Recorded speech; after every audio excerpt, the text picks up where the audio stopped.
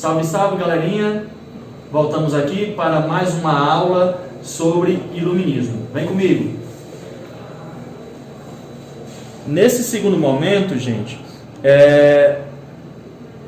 nós estamos diante aí da sociedade nesse contexto do século XVIII, tá bom?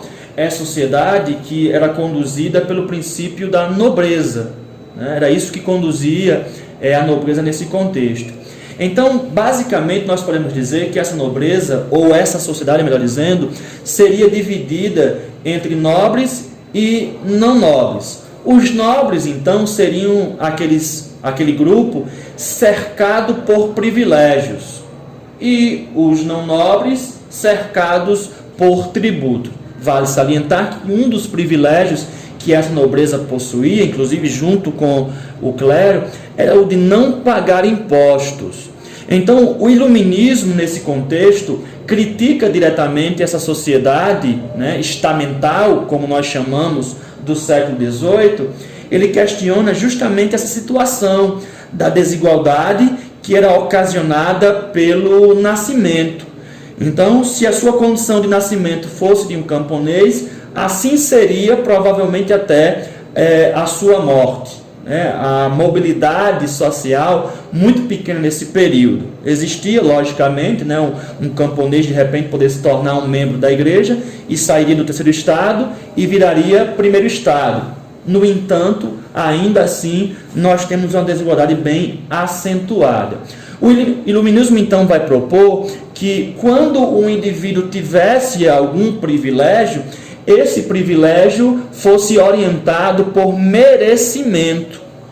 Então, perceba aí que a crítica é uma crítica muito severa, né? Só pode ter privilégio se você é capaz de ser notável, se você tem uma habilidade diferenciada, que isso possa acabar ali causando algum benesse nessa situação. No campo da economia, né, nós chamamos a atenção para o trabalho do Adam Smith, A Riqueza das Nações, né? Aí está o chamado, considerado por alguns, o pai do liberalismo, tá bom? Esse cara escreveu um livro chamado A Riqueza das Nações, onde ele faz uma crítica direta aos monopólios comerciais, sobretudo, né, controlados pelo Estado, tá bom? Essas práticas mercantilistas, e vai defender, logicamente, né, o grande princípio do liberalismo, que seria a liberdade econômica, a não intervenção do Estado, do governo nessa economia. Nessa mesma obra, o Adam Smith vai valorizar aqui o trabalho, né? Que o trabalho seria então a fonte das riquezas, que é justamente um questionamento ao princípio do metalismo, vivenciado naquele momento pelo chamado mercantilismo.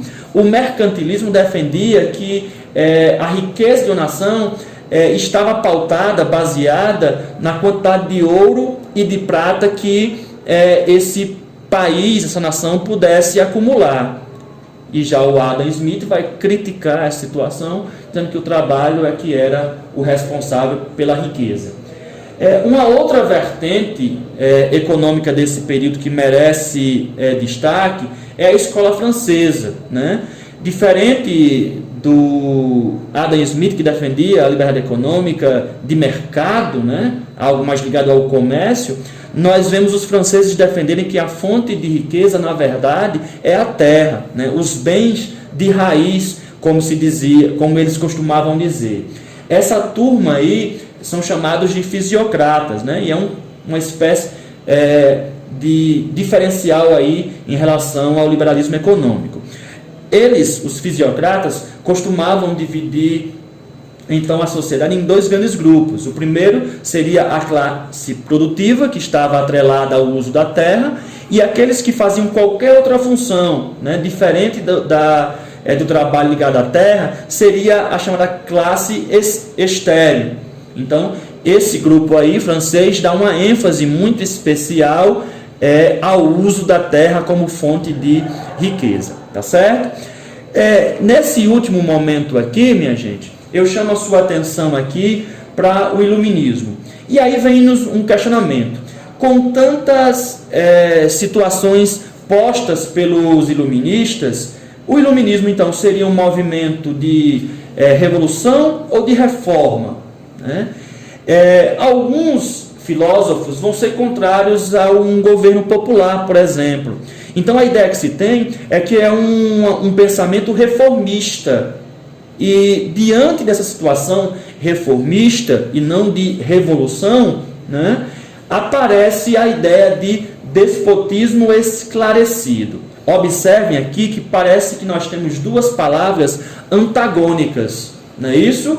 O despotismo é uma referência ao absolutismo e ao autoritarismo, e o esclarecido seria uma ideia aí de aproximação com o conhecimento, né? Nesse caso específico do iluminismo. Então, o despotismo esclarecido seria um compartilhamento entre o pensamento absolutista com alguns princípios iluministas. No último quadro, como vocês percebem, temos aí alguns reis, né? Vale salientar que nós não estamos falando aqui de França e Inglaterra, mas de países de economia mais atrasada, né? Como a Rússia, Prússia, Áustria, a Espanha e Portugal, onde esses homens vão adotar alguns princípios iluministas, como liberdade de expressão, tá certo? Como uma modernização da sua economia, tá bom? São alguns respeito às religiões, né? Uma tolerância religiosa. Então são alguns princípios que estes aí, né, vão pôr em prática e vai ser conhecido mais tarde, não é o nome do período, logicamente, mas vão ser conhecidos como déspotas esclarecidos por essa razão, tá bom? Então, minha gente, de olho no estudo, faça os exercícios, boa sorte!